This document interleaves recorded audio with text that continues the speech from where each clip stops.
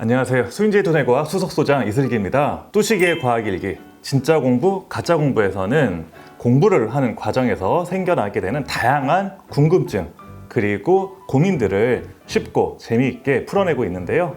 여러분들이 그동안 궁금해하고 그리고 뚜시기가 궁금해했던 어떤 것들이 있는지 확인해 볼까요?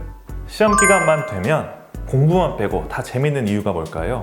시험 기간이 되면 우리의 몸은 자연스럽게 심리적 압박으로 인한 스트레스를 받게 됩니다. 스트레스를 받게 된다는 것은 우리 몸에 변화도 유발을 하게 되는데요. 우리 몸에 코르티솔이라고 하는 호르몬이 분비되면서 나 이거 안 하면 안 될 것 같은데 라는 심리적인 압박감, 점점점 조여오는 느낌을 주게 됩니다. 근데 이렇게 스트레스를 많이 받게 되면 우리의 마음도 조금씩 변하게 됩니다. 왜냐하면 우리의 마음은 늘 나는 좀 안전한 데서 살고 싶어, 그래야 내 몸이 스트레스를 덜 받아 라고 생각을 하기 때문에, 그러면은 솔루션은 간단하죠. 우리 몸이 스트레스를 받기 때문에 최대한 스트레스가 아닌 게임, 유튜브 같은 이런 활동들에 더 몰두를 하게 되는 거죠. 그래서 이러한 극한의 스트레스에 몰리게 되면 반대로 스트레스를 해소하기 위한 걸로 자연스럽게 우리의 몸이 더 흥미를 갖게 되는 현상이기도 합니다. 시험 공부를 시작할 때 가장 중요한 3가지 팁을 말씀을 드리면, 첫 번째, 먼저 책상 환경을 정돈하는 것. 그래서 공부를 할 만한 환경을 만들어주는 겁니다. 두 번째, 내가 할 수 있는 범위만큼만 실천 가능한 것들을 먼저 생각해 두는 것. 이게 두 번째고요. 마지막 세 번째는 시작하는 것 자체가 중요하다는 것. 꿀팁은 글씨를 먼저 써보면서 자동차 시동 걸듯이 내가 공부를 하겠다라는 신호를 뇌에다 주는 것. 이 3가지를 기억하는 게 제일 중요합니다. 잔소리를 들으면 공부가 더 하기 싫어지는 이유가 뭘까요? 이상하게 실컷 놀다가 이제 공부해야겠다라는 마음 진짜 들잖아요. 그래서 공부하려고 앉으면 그때 귀신같이 엄마 얘기합니다. 공부 안 해? 내가 진짜 하려고 했는데 엄마가 그 얘기를 하는 순간 희한하게 공부하고 싶은 마음이 싹 달아나거든요. 이러한 내용을 심리학에서는 심리적 반발 효과라고 이야기를 합니다. 잭 브램이라고 하는 학자가 이야기를 했는데요. 말 그대로 나는 내가 하고 싶은 대로, 즉 내 의지대로 움직일 때 가장 큰 행복감을 얻기 때문에 그렇거든요. 그리고 모든 사람들, 거의 대부분의 사람들은 누가 시켜서 움직이는 것에 대해서 굉장한 반발심을 가지게 됩니다. 엄마의 이런 잔소리, 그럼 여기에 우리는 어떻게 대처를 해야 될까요? 첫 번째, 일단은 공부가 정말 재밌기 때문에 내가 한다는 거를 엄마한테 알려줘야 됩니다. 왜냐면 엄마 입장에서는 저를 계속 지켜보고 계셨을 거예요. 뚜시기가 공부를 언제 시작할까 계속 생각을 하고 계셨을 텐데, 제일 중요한 거는 첫 번째 포인트, 엄마의 잔소리 때문에 내가 공부하기 싫어진 거잖아요. 그러니까 반드시 엄마한테 엄마 나 지금 3시 30분까지 놀고 그 다음부터 공부할 거예요? 내가 언제 공부할 겁니다 라고 엄마를 안심시켜주는 이야기를 먼저 하는 게 제일 좋습니다. 그러면은 두 번째 솔루션은 내가 공부하고 싶은 마음이 들었을 때 그걸 얼마나 재미있게 할 수 있느냐, 요 시작하는 방법에 대한 이야기인데, 공부라는 걸 힘들다고 생각을 하게 되면 당연히 하기 싫은 게 사람의 마음이겠죠. 그러면은 공부는 즐거운 거다라고 스스로 계속 세뇌를 해야 되는데, 세뇌라는 게 무서운 말이긴 한데요. 이걸 영어로 하면 생각보다 조금 간단한 이야기입니다. 브레인 워싱이라고 하는 거예요. 말 그대로 워싱, 뭔가 씻어내는 거거든요. 그러니까 내 뇌를 깨끗하게 씻어내서 뭔가 이거는 좋은 거야 라는 신호를 주면 우리 뇌가 공부해도 괜찮네 라고 일종의 좀 착각을 하게 될 수 있습니다. 그럼 이 착각을 어떻게 만들어내면 되느냐? 첫 번째, 우리 뇌가 좋아하는 걸 공부하기 전에 해주거나 혹은 공부를 다 마치고 나서 제공을 해주면 됩니다. 그럼 우리 뇌는 뭘 좋아할까요? 달콤한 당분을 너무너무 좋아합니다. 우리 뇌는 포도당이라고 하는 당을 주 에너지원으로 사용을 하게 되는데요.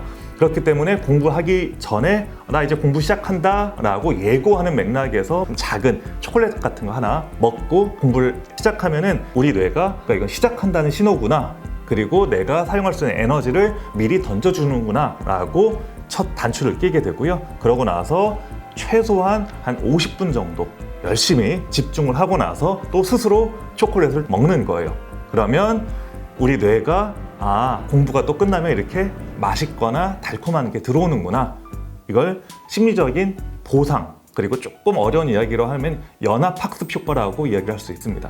세 번째 솔루션은 나 스스로 나는 이 정도 할 수 있는 사람이야, 내가 학생이면 이 정도는 해야지 라는 심리적인 자신감을 갖는 것도 굉장히 중요합니다. 열심히 공부를 했으면 초콜릿을 먹고 나서 혹시 이거 할 줄 알았어, 참 잘했네 라고 스스로에게 칭찬하는 말을 던져주세요. 이게 생각보다 되게 중요합니다. 왜냐하면 사람은 자기 자신이 생각하는 대로 약간 믿게 되는 경향이 있어요. 이걸 심리학에서는 피그말리온 효과라고 이야기를 하는데, 끊임없이 내가 진심으로 원하는 거를 생각하고 이야기를 하면은 그대로 이루어진다, 이러한 효과들이 있기 때문에 스스로 칭찬하는 게 생각보다 굉장히 중요하다는 점, 그리고 스스로의 자신감을 키우는데 가장 핵심적인 게 바로 이러한 자기 칭찬하기라는 점을 기억해 줬으면 좋겠어요. 근데 나는 이것도 힘들어요 라는 친구들이 분명히 있을 겁니다. 그러면 그런 친구들은 정말 소소하지만 확실한 것들을 챙기는 게 너무 중요합니다. 그래서 세 번째 솔루션은 마치 우리 게임할 때 어떤 미션 정해놓는 것처럼 퀘스트를 깬다고도 이야기를 하죠. 그래서 퀘스트 단계 깨어나가는 것처럼 오늘은 반드시 수학 문제 10문제만 일단 먼저 풀어보자, 이거를 목표로 잡고 가보는 겁니다. 소소하지만 내가 확실하게 해낼 수 있는 이거를 해내는 과정이 무엇보다 중요한데요. 왜냐하면 사람은 성취에 대한 경험이 너무나 중요합니다. 엄마가 맨날 하시는 그 얘기 있잖아요. 제발 좀 끝까지 다 해. 그러니까 뭐 죽이 되든 밥이 되든 끝까지 일단 다 끝내야 되는 게 너무 중요한 거야 라는 그런 이야기를 한 번쯤은 들어본 적이 있을 겁니다. 이게 왜 중요하냐면 사람은 말 그대로 시작부터 끝까지 한번 쭉 끝내고 나면 시작과 끝에 대한 어떤 감각이 생기게 되거든요. 그래서 성취에 대한 경험이 무엇보다 중요하다는 점, 그리고 이 성취에 대한 경험은 대단하지 않아도 됩니다. 당장 수학 100점을 받아야 되는 것도 아니고요. 뭐 예를 들어서 오늘은 문제 5개만 풀자, 10개만 풀자, 이런 식으로 내가 할 수 있는 만큼만 범위를 정하면 되는 거예요. 마지막 네 번째 솔루션은 어떻게 보면 큰 이야기인데, 내가 그럼 공부를 도대체 왜 하는 거지? 공부를 하는 이유에 대해서 꼼꼼하게 생각을 해보게 되는 겁니다. 사실 공부를 한다는 것도 그냥 매일매일 뭐 숙제 몇 개 하지 라는 식으로 습관이 들게 되면은 별다른 큰 노력 들이지 않고도 할 수 있는 게 숙제라고 할 수 있고요. 뚜식의 과학일기를 이미 읽었던 친구들은 다른 과목에 비해 과학에 관심이 있을 가능성이 높겠죠. 내가 이렇게 수학도 열심히 하고 국어도 열심히 하고 그리고 과학 과목을 열심히 하게 되면 나중에 내가 과학자가 됐을 때 어떤 도움이 될까, 그 이유에 대해서 생각해 보면 좋을 것 같습니다. TV를 보면서 공부하면 안 되나요? 네, 안 됩니다. 시험 기간만 되면은 TV에서 너무 재미있거나 혹은 여러 가지 유튜브 영상들이 뜨게 되는데요. 뭔가 동시에 같이 하는 것도 효과적이지 않을까, 이런 생각을 해본 친구들이 있을 겁니다. 근데 제 대답은 너무 명확해요. 당연히 안 됩니다. 왜냐하면 우리 뇌가 처리할 수 있는 용량이 한계가 있기 때문에 그런 건데요. 첫 번째 이유는 우리가 TV를 볼 때도 그렇고 공부를 할 때도 그렇고 가장 필요한 거는 바로 주의력, 어텐션입니다. 근데 주의력이라고 하는 거는 한정된 자원이에요. 내가 뭔가를 봐야 될 때 쓰는 주의력이 시각 주의력이고, 뭔가를 들어야 될 때 쓰는 주의력은 청각 주의력인데요. TV를 볼 때에도 시각 청각을 다 써야 되고, 공부할 때에도 시각 주의력을 활용을 해야 됩니다. 근데 TV를 보면서 내가 공부를 한다, TV를 보면서 책을 본다, 이거는 주의력의 용량을 넘어서는 일입니다. 주의력과 관련된 용량이 정해져 있다라고 되어 있는데, 시각과 청각 주의력을 아우르는 주의력을 우리가 분할 주의력이라고 이야기를 합니다. 그래서 멀티 상황에 내가 노출이 됐을 때 나는 멀티 할 수 있는데 라고 생각은 하지만, 실제로 뇌과학에서는 멀티를 하는 게 아니라 잠깐 여기에는 여기에 집중했다가 그 다음에 순식간에 집중하는 대상을 바꿔주는 거예요. 그래서 멀티라는 말은 뇌과학적으로는 성립이 되는 게 아닙니다. 그리고 더 중요한 두 번째 효과는 TV나 공부 둘 다 언어로 이루어져 있는 자극이기 때문에 안 됩니다. 이걸 경쟁 자극이라고 해요. 예를 들어서 굉장히 시끄러운 곳에서 내가 공부를 한다라고 했을 때 음악을 들으면서 공부하는 것까지는 저는 좋다고 생각합니다. 여기서 주의할 점은 우리가 알아들을 수 있는 가요를 들으면서 공부하는 거는 되게 안 좋아요. 가요는 내가 듣기 싫어도 한국말 알아들을 수밖에 없거든요. 우리 모국어이기 때문에. 그래서 음악을 들으면서 공부를 하고 싶다, 이런 경우에는 가사가 없는 클래식 음악을 들으면서 하는 게 훨씬 더 좋습니다. 가사가 없는 음악을 들으면서 하면은 그나마 들을 때 우리 뇌가 시각 자극하고 청각 자극을 분리해서 처리할 수가 있습니다. 마찬가지로 뉴스나 TV를 켜놨을 때 뭔가 여러 가지 말소리가 들려올 겁니다. 우리 뇌에서는 내가 공부를 하다가도 뭔가 재미있는 말 같은 게 나오게 되면은 그게 우리 뇌로 한 번에 들어오지 않고 충돌해서 완전히 다 꺾여버립니다. 이거를 뇌과학에서는 보틀넥 이펙트, 병목 효과라고 이야기를 하는데요. 우리가 아무리 많은 양의 물을 담고 있다고 하더라도 빨리 컵에다 담고 싶어도 병에서 나오는 게 한계가 있습니다. 마찬가지로 우리가 한 번에 뇌에서 담을 수 있는 글자의 양은 정해져 있기 때문에 TV를 본다거나 유튜브를 보면서 동시에 공부하는 거는 효율이 굉장히 떨어지는 일이다 라고 생각하면 될 것 같아요. 그리고 무엇보다 중요한 거는 유튜브 같은 매체는 기본적으로 약간 자극적이거나 우리가 흥미를 가질 수밖에 없는 소재로 이루어져 있고, 특히나 틱톡이나 쇼츠 같은 것들이 요즘에 많이 이슈가 되고 있는데 이제 짧게 되잖아요. 우리 뇌에서는 재밌는데? 라고 느낄 때는 이미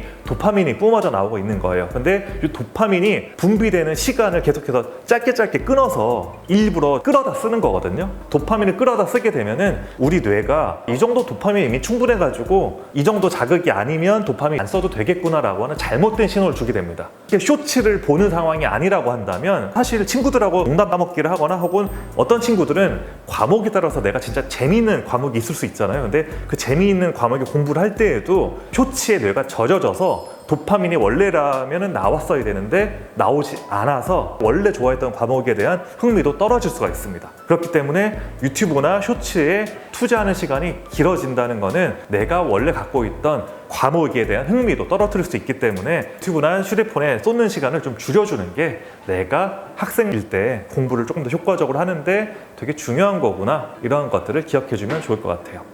벼락치기를 하면 금방 잊는 이유는 뭘까요?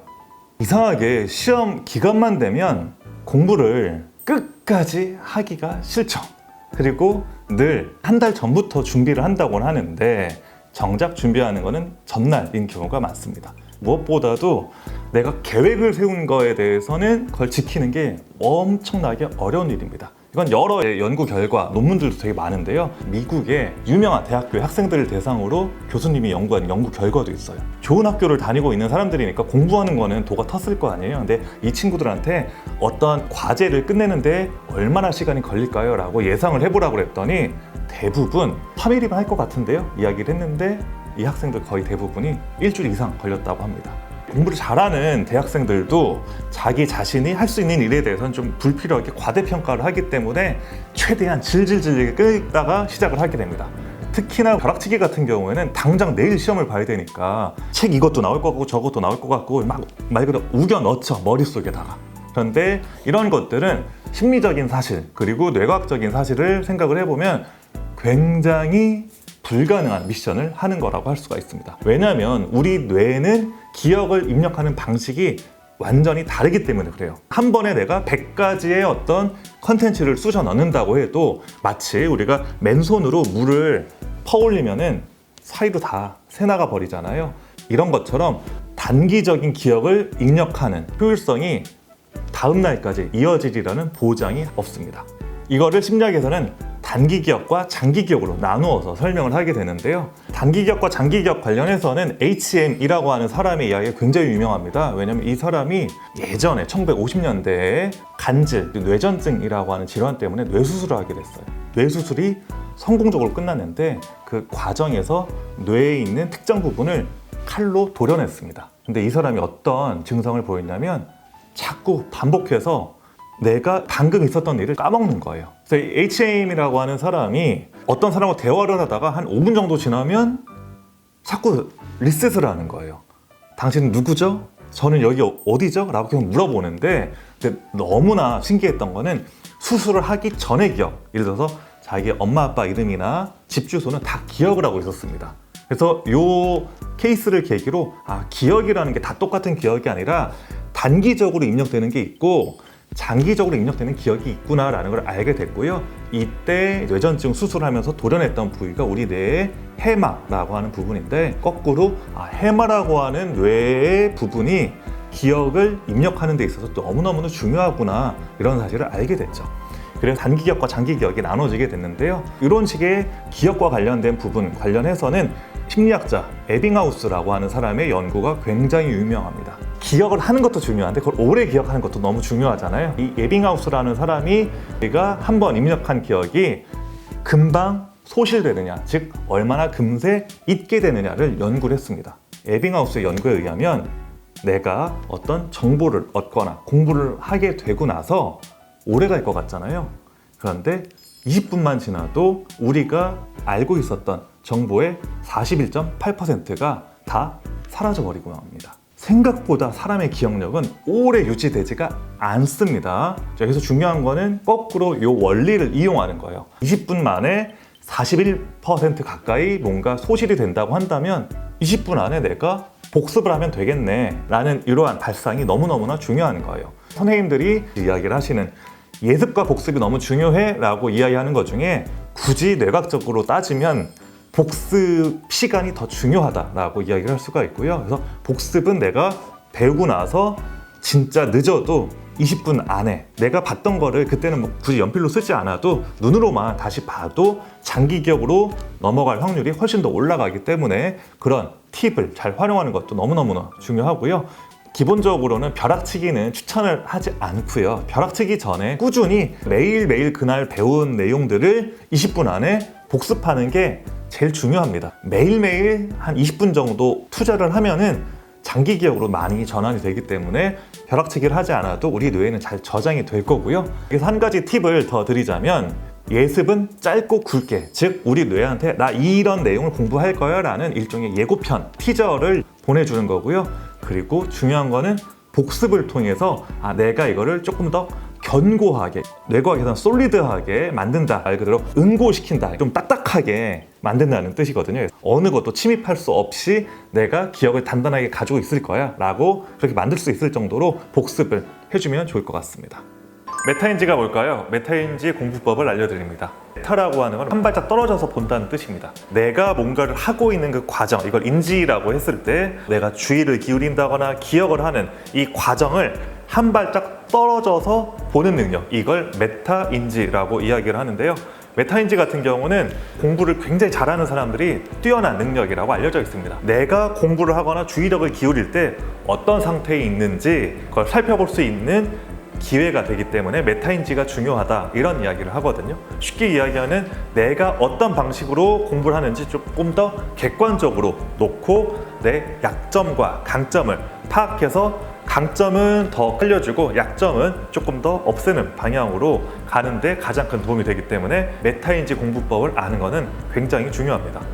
내가 실제로는 모르는데 공부를 하면서 책을 펴고 보다 보면은 안다고 착각하는 경우들이 많은데요. 문제집 풀고 나서 바로바로 답 보지 마 라는 이야기들, 그러니까 그 문제가 틀렸을 때 내가 스스로 좀 고민을 해야 되는데 그 고민 없이 그냥 바로 뒤에 답지 보고 해설 읽으면은 마치 내가 다 안 것처럼 착각을 하게 되기도 합니다. 이 과정을 반복하게 되면은 나는 뭔가 지금 공부도 했고 해설도 받고 답도 아니까 내가 진짜 안다고 생각하는데 실제로는 알고 있을 확률이 더 떨어져요. 왜냐면은 내가 고민하면서 나 스스로를 객관적으로 판단할 그 시간이 되게 중요하거든요. 고민의 시간이 빠진 상태로 바로 답지 확인하고 해설을 보는 거는 메타인지가 결여된 학습법이라고 할 수가 있어요. 그러면 과연 이 메타인지를 더 좋게 하기 위해서는 어떤 방법들이 도움이 되는지 가장 먼저 중요한 것들을 제가 짚어드릴 텐데요. 선생님들이 자주 하시는 말씀이 있어요.